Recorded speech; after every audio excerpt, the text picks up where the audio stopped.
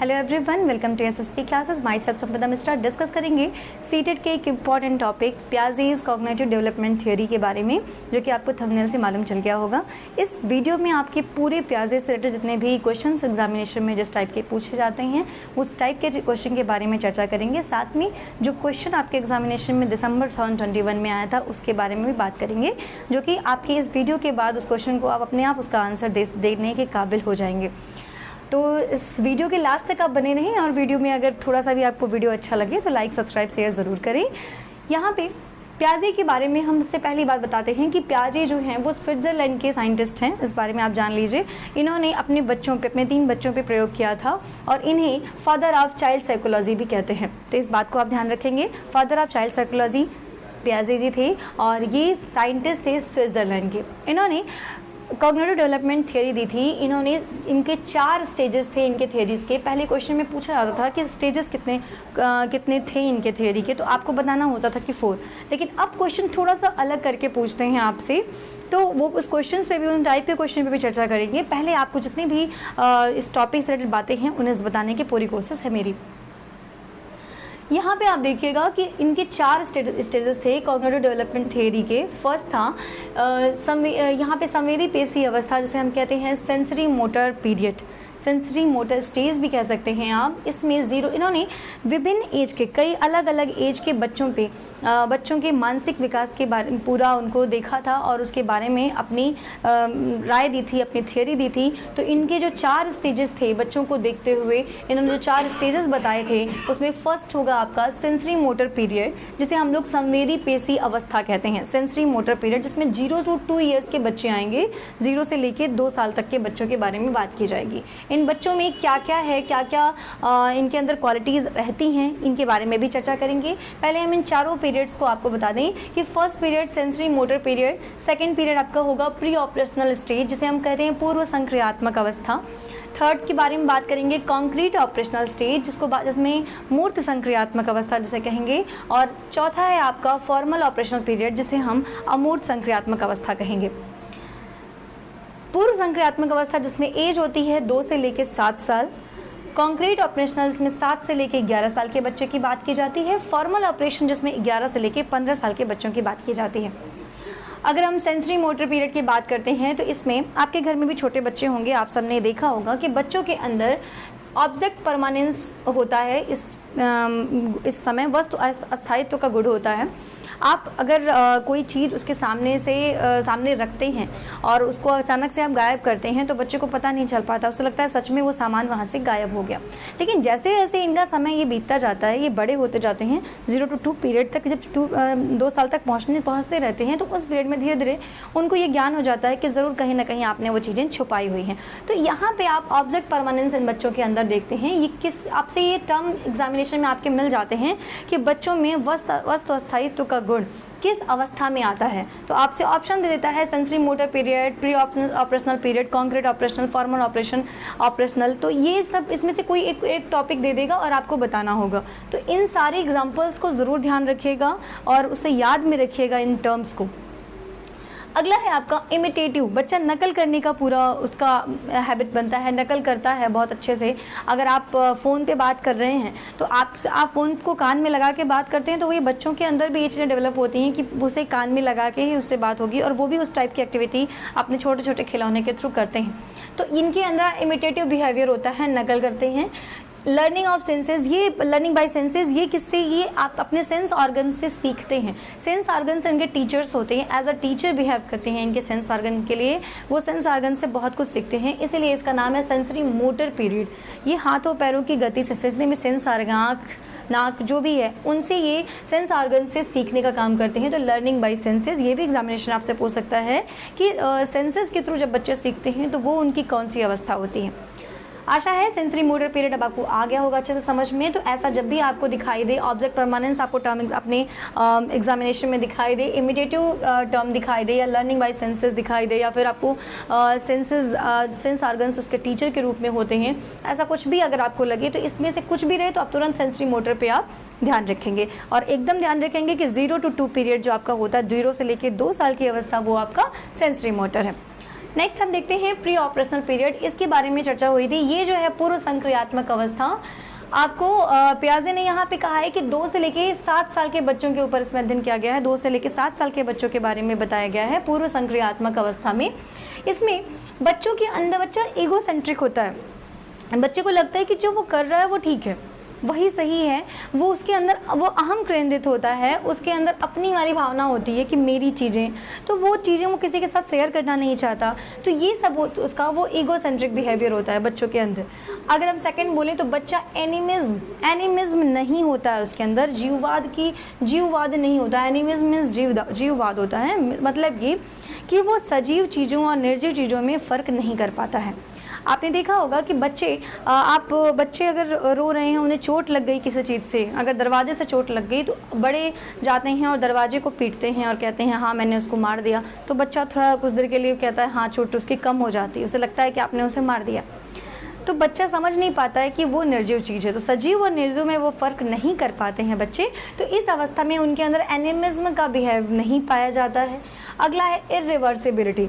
ये चीज़ों को रिवर्स करके नहीं बता पाता है इस समय बच्चा, पलट के कोई चीज़ नहीं बता पाता। जैसे अगर आप कहेंगे कि 2 + 3 = 5 है, 2 + 3 = 5 है, और आप फिर से पूछने के बेटा तब 3 + 2 = क्या होगा, तो बच्चा नहीं बता पाएगा, क्योंकि वो अभी इरिवर्सिबिलिटी उसके अंदर होती है, वो चीज़ों को पलट नहीं पाता है। ठीक है, तो ये जितने भी टर्म्स आपको दिखे, ईगोसेंट्रिक और इरिवर्सिबिलिटी, ये दोनों आपको मिलेंगे प्री ऑपरेशनल में। अगर एनिमिज्म की बात करता है तो आप सीधे कहेंगे एनिमिज्म इसमें नहीं आता है। किस ईयर से किस ईयर तक की बात की गई है? 2 से 7 साल की बात की गई है। बच्चा 2 से 7 साल के बच्चों के बारे में प्री ऑपरेशनल पीरियड में बात की गई है। नेक्स्ट हम बात करते हैं कॉन्क्रीट ऑपरेशनल में मूर्त संक्रियात्मक। इसमें बच्चा मूर्त चीज़ों, जो चीज़ें देख पाता है उसके ऊपर वो अपना लॉजिक लगा सकता है, जो चीज़ें वो देख सकता है। तो मूर्त संक्रियात्मक स्टेज कहते हैं, अवस्था इसको कहते हैं, जिसमें एनिमिज्म, जो मैंने आपको अभी बताया था, वो बच्चा सजीव और निर्जीव के बीच में अंतर करने के लायक हो जाता है। तो एनिमिज्म वाला बिहेवियर उस बच्चे के अंदर आ जाता है। अगला है रिवर्सिबिलिटी। यहाँ बच्चा पलट के आंसर दे सकता है। अगर आप 2 + 3 = 5 कहेंगे और फिर आप 3 + 2 = 5 कहेंगे, तो बच्चा वो आप बोलेंगे 3 + 2 = क्या होगा, तो बच्चा उसका आंसर तुरंत देगा और वो कहेगा 3 + 2 = 5। तो बच्चों के अंदर रिवर्सिबिलिटी वाली जो हैबिट है वो आ जाती है, उनके अंदर वो गुण आ जाता है, वो लॉजिक उसके अंदर तर्क करने की शक्ति आ जाती है। तो लॉजिक करने की शक्ति आती है, वो तुलना कर पाता है, ट्रांजिटिविटी उसके अंदर आ जाती है।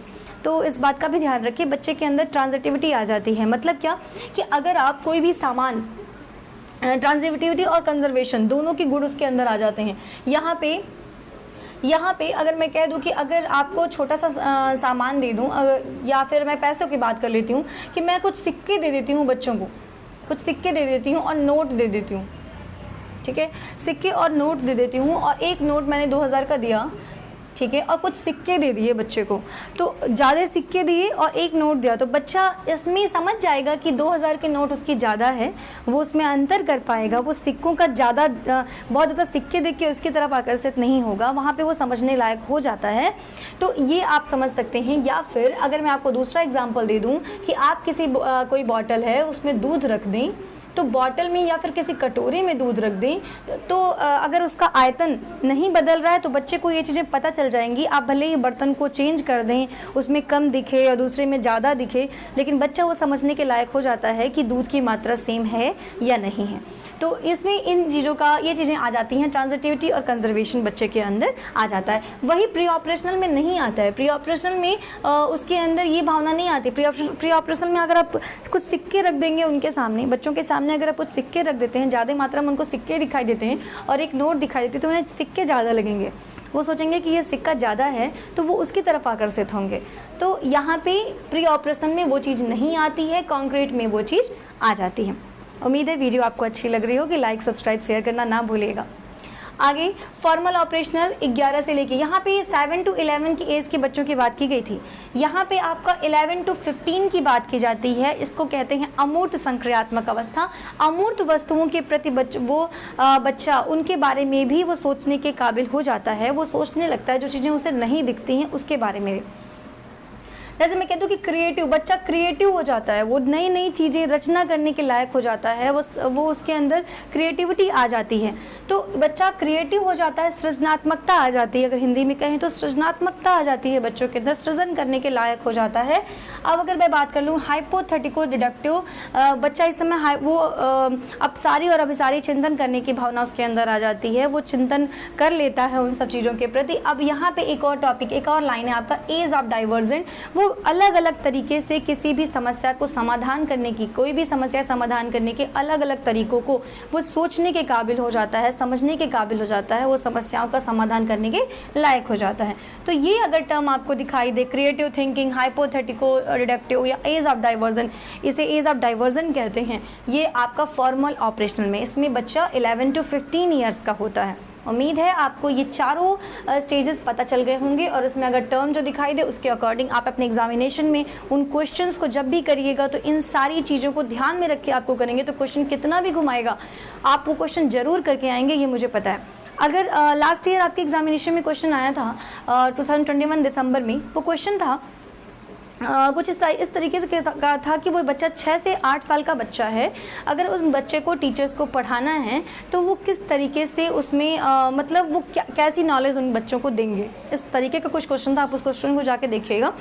तो वहाँ पे ऑप्शन था कि लॉजिकल चीज़ें बताएंगे, लॉजिक तर्क करने की शक्ति उनके अंदर डालेंगे, तो इस टाइप का था। तो जब आपको अच्छे से पता है कि 6 से लेके 8 वाले, यहाँ पे 2 से लेके 7 इसी में आएंगे वो 6 साल के बच्चे, तो अगर 6 साल के बच्चों की बात हो रही है तो समझ जाना चाहिए कि 6 साल के बच्चे, ये जो 6 से 8 था तो यहाँ में आएगा आपका 8 साल का बच्चों में। तो 8 साल यहाँ पे बच्चे के अंदर लॉजिक डेवलप होना स्टार्ट हो जाता है, बच्चे के अंदर लॉजिक तर्क करने की शक्ति आ जाती है। 8 ईयर्स के बच्चों की बात अगर की गई है तो बच्चों के अंदर तर्क करने की शक्ति आ गई है, तो यहाँ पे हम उसको लॉजिकल चीज़ें ही सिखाएंगे, उसको लॉजिक करने की एबिलिटी उसके अंदर और ज़्यादा ले आएंगे। तो वहाँ पे आप जो क्वेश्चन जाके देखेंगे तो आपको वो मिलेगा, और ये आपको अगले हम कुछ नेक्स्ट वीडियोज़ में उन सारे क्वेश्चन को भी डिस्कस करेंगे। एग्जैक्ट क्वेश्चन मेरे पास यहाँ नहीं है, और वो उन सारे क्वेश्चन को या पीआईजे से जितने भी क्वेश्चन होंगे, अगर हम वीडियोस एक ज़रूर बनाएंगे उसके लिए, तो वो आप ज़रूर देखिएगा। आपके जो भी कॉन्सेप्ट हैं वो क्लियर हो जाएंगे, और उम्मीद है इस वीडियो से आपके सारे क्वेश्चन अपने आप लगेंगे। आप इसको अच्छे से लास्ट तक देखिए, आपके बहुत सारे क्वेश्चन इस टॉपिक से पूरे क्लियर हो जाएंगे।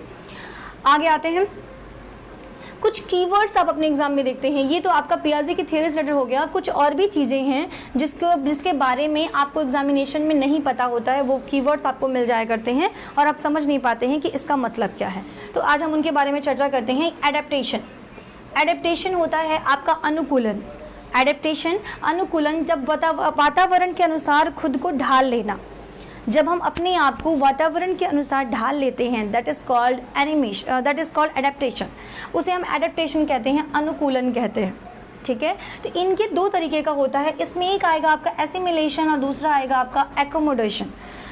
एक आएगा आपका एसिमिलेशन और एक आएगा एकोमोडेशन। एसिमिलेशन मतलब आत्मसातकरण, जब पूर्व जानकारी में हम नई जानकारी को जोड़ लेते हैं, जब किसी पुरानी जानकारी में हम नई जानकारी को ऐड कर लेते हैं अपने, उसे हम बोलते हैं क्या, उसे हम बोलते हैं एसिमिलेशन, उसे हम बोलते हैं एसिमिलेशन। और अगर हम अपनी पुरानी जानकारी में, जो हमारी पुरानी जानकारी में, उसमें कुछ परिवर्तन करके नई जानकारी को जान लें, नई जानकारी को ऐड कर लें, तो उसे बोलते हैं एकोमोडेशन।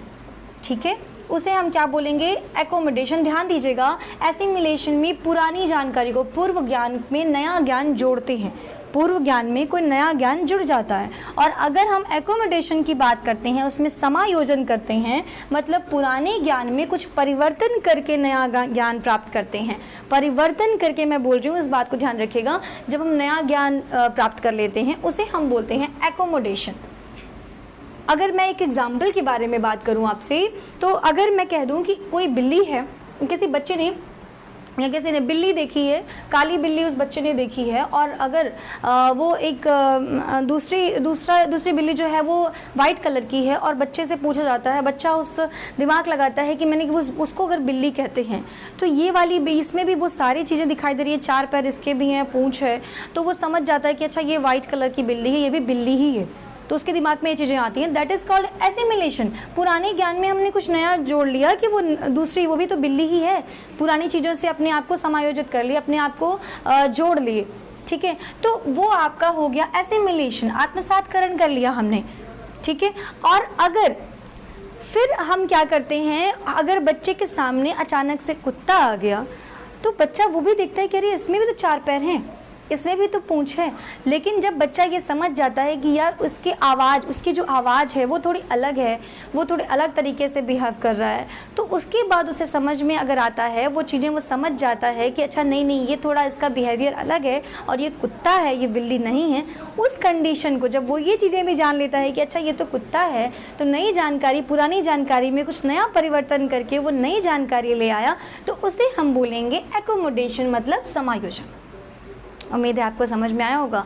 इसमें बिल्कुल भी आप मतलब बिल्कुल वो मत होइए, क्योंकि एसिमिलेशन और एकोमोडेशन में अक्सर करके लोग कंफ्यूज हो जाते हैं, तो उसको ध्यान से अगर आप समझेंगे तो आपको समझ में आएगा। उम्मीद है एग्जाम्पल से आपको और अच्छे से समझ में आया है। जैसे एग्जाम्पल में आपको क्या है, आप बच्चा जो चीज़ें जान रहा है उसमें थोड़ी सी उसके अंदर चेंजिंग हुई है, हल्का सा, कि उसके जैसा ही कोई चीज़ आप उसको मिल गया तो वो जान गया कि अच्छा हाँ ये भी बिल्ली ही है। वो पुरानी अपना जो इसका स्कीमा था, स्कीमा के बारे में भी चर्चा करेंगे, अभी हम बताते हैं आपको स्कीमा के बारे में। तो पुरानी जो चीज़ें हैं उसको उसके अकॉर्डिंग वो जान गया कि हाँ ठीक है, इसमें भी 4 पैर हैं और पूंछ है, ये भी बिल्ली है, तो वो तो उसका एसिमिलेशन हो गया, आत्मसातकरण हो गया।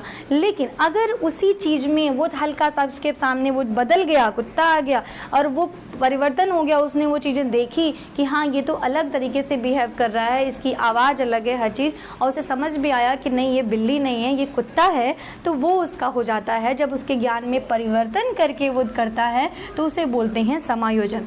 उम्मीद है आपको ये भी समझ में आया होगा।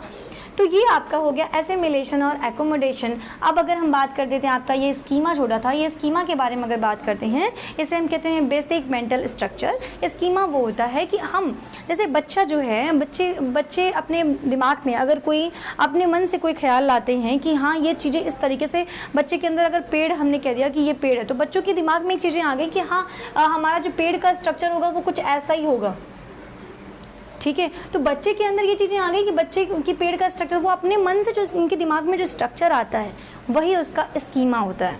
हमने कह दिया हाउस, तो तुरंत उसके दिमाग में हाउस का कुछ ऐसा ही फिगर आ गया, ये कुछ ऐसा फिगर उसके अंदर आ गया कि अच्छा ये तो हाउस है, ठीक है। तो वो उसे कहते हैं हम स्कीमा। अब अगर हम बात कर लेते हैं डिसेंटरिंग। डिसेंटरिंग क्या होता है? विकेंद्रीकरण। किसी समस्या को अलग अलग तरीके से समाधान करना अगर योग्यता इसकी आ जाती है, उसे हम बोलते हैं विकेंद्रीकरण। एक ही समस्या को अलग अलग तरीके से सीखने की योग्यता, जिसे हम कहेंगे विकेंद्रीकरण, ठीक है। उम्मीद है आपको ये भी समझ में आया होगा। और अब आ जाता है इक्विलिब्रेशन। इक्विलिब्रेशन क्या है? इक्विलिब्रेशन मतलब एसिमिलेशन और एकोमोडेशन, इन दोनों में जब संतुलन स्थापित करने की कोशिश करते हैं, उसी को हम इक्विलिब्रियम कहते हैं। जब इन दोनों में हम क्या करते हैं? संतुलन स्थापित करते हैं। आपको नई जानकारी मिली, आप उसके साथ पुरानी जानकारी से आप नई जानकारी को जोड़ लिए, अपना सामंजस्य अपने वातावरण के साथ उसके साथ बना लिया, उसे हम कहेंगे इक्विलिब्रियम। उम्मीद है आपको ये भी समझ में आया होगा।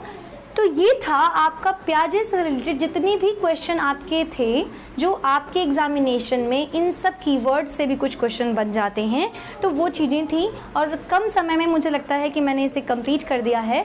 और आपके जो भी क्वेश्चन एग्जामिनेशन में आएंगे, अगर आपने इसे समझ लिया है अच्छे से, फिर से वीडियो को ऑन करके देखिएगा। अगर कहीं से भी कोई कन्फ्यूज़न होती है तो आप मुझे तुरंत कमेंट करें। और जो भी क्वेश्चन इसमें से आ रहे हैं, उम्मीद है आप सारे क्वेश्चन कर लेंगे। एक बार पुराने जितने भी आपके पेपर्स हुए हैं एक बार उठा के आप देखिएगा, उम्मीद है आप कई सारे क्वेश्चन तुरंत कर लेंगे और आपको लगेगा कि ये वीडियो आपके लिए काफ़ी वैल्यूएबल है। तो अगर वीडियो पसंद आएगी, आपको अच्छा लगेगा, तो लाइक शेयर कमेंट ज़रूर करें। आज के लिए बस इतना ही। नेक्स्ट वीडियो में हम नए टॉपिक पे चर्चा करेंगे, तो आप इसका एक स्क्रीनशॉट लेना चाहें तो ले सकते हैं। उम्मीद है आपने ले लिया होगा। और नेक्स्ट वीडियो में मैं आपको वाइगॉत्स्की थ्योरी के बारे में डिस्कस करूंगी। तब तक के लिए thank you, have a nice day.